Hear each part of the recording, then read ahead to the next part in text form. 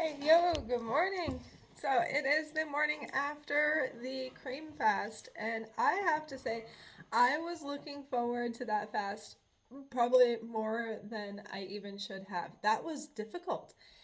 My body kept getting food, but it was definitely like not fuel. I even ended up breaking down probably about halfway through the day, and I had one bite of the lamb leg that I was roasting, and I felt myself almost slipping out of it, and then it went right back into this like zone where it was definitely fasted. I had lots of energy, but I definitely was fighting off a lot of hunger because it was a strange feeling because I felt like very satiated because there was just so much fat in me, but I still felt like I needed to eat something. But that being said, it did actually kick me straight past my little any kind of plateau. I wasn't even really plateauing. I just, after the bone broth and everything, I did kind of go up with the non organic bone broth.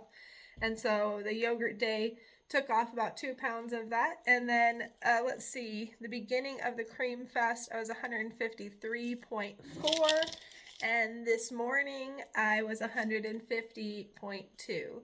So there was a drastic drop in weight from when I had the non organic chicken to the organic chicken and now to the cream fast. I'm still obviously down a pant size and I am getting ready to do another day. I think today what I was going to do is mostly kind of a carnivore day. That was what I was sort of kind of working towards. So it's going to be eggs and lamb, and I have a can of salmon. So I'm going to make I make this like boiled egg and salmon salad because I don't really like canned salmon, but I like egg salad enough that it kind of tastes all right to me.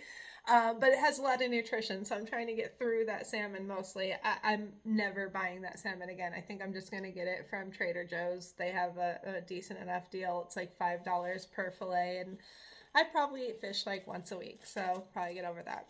But yeah, it's going to be just the salmon, the eggs, and also the no cream or anything today.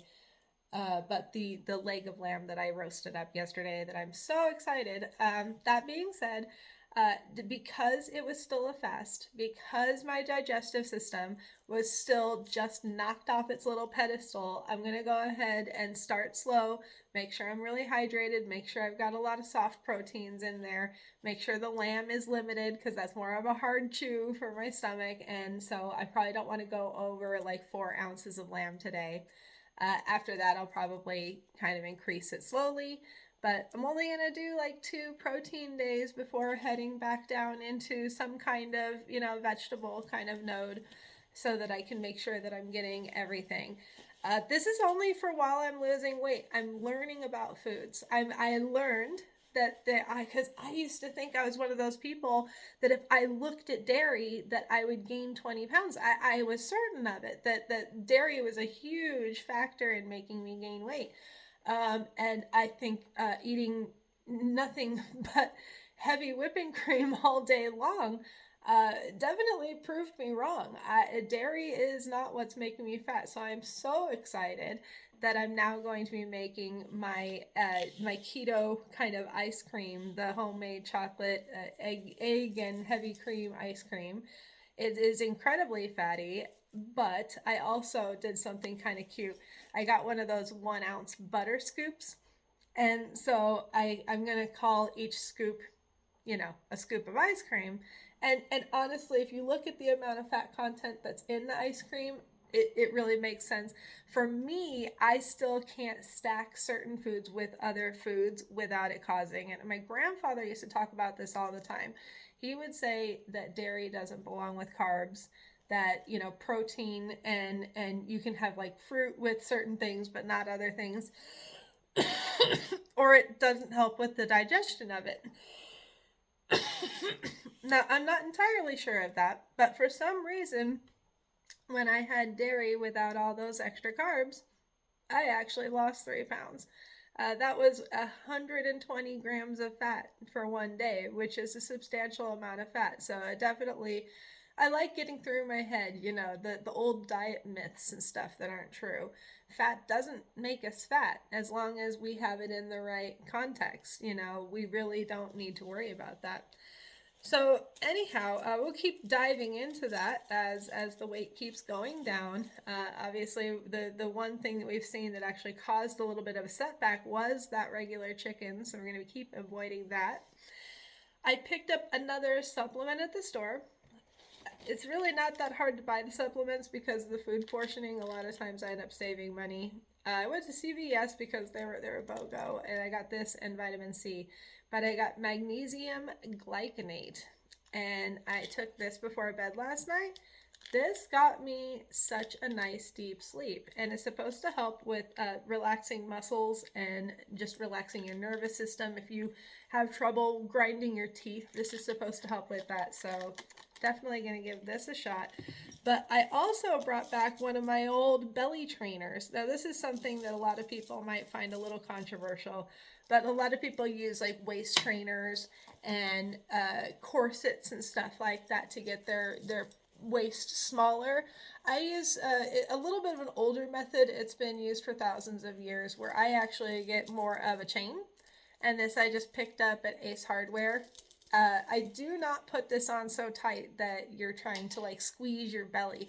What this is more of is a posture corrector, but it does help trim the waistline. So what you do, and you can set it at different settings, is you set it kind of around your waist. I put a little mark on mine where mine tends to set, and it kind of, you put it where it would sit but not squeeze, and it just kind of keeps you holding your posture up while you do certain things. You can take it on a cardio, but you want to make sure it's a little bit looser, maybe a little bit lower, so that it's more on your hip area right above your pelvis, so that you're kind of holding your posture up better, and that in itself can actually train your waist. The big difference between the two is when you use a corset, you're actually weakening your muscles. You're restricting the blood flow in there. They don't have to work to stay in a place. And so the second you take that corset off, the effect goes away. Whereas if you use what I consider this more of a real trainer, it's for posture, you're actually building your own torso up as you're doing your things, and so it actually helps create muscle, building the muscle, building that strength there, so that when you take this one off, your stomach is still going to retain those benefits much longer, because you'd have to use poor posture to lose that shape again. You know, it actually helps you remember to sit up straight more. So I've been using that too. It's just a little additional tool I like to use. But on with the deal. So yeah, today is basically going to just be a keto day. I am still watching out for calories, but because it's carnivore, because there's like nothing in today's food that's going to make me gain weight, I can go ahead and have more calories and protein as long as I'm counteracting, as long as I'm eating mindfully, and as long as I am drinking plenty of water. So that could turn into more calories today, just like how yesterday was more fat than the day before. The day before was like almost completely devoid of fat. I lost more weight on the day that I ate almost complete fat. Now we're going to eat complete protein. So really the only time I honestly have to watch my portions too much is when I'm dealing with something that would actually cause me to gain weight. And so far, these aren't the items that would do that, you know. So in creating my safety list of food, my safety days, it's just giving me easy, almost subconscious ways for me to think about food moving forward if I don't want to get caught up in those pitfalls.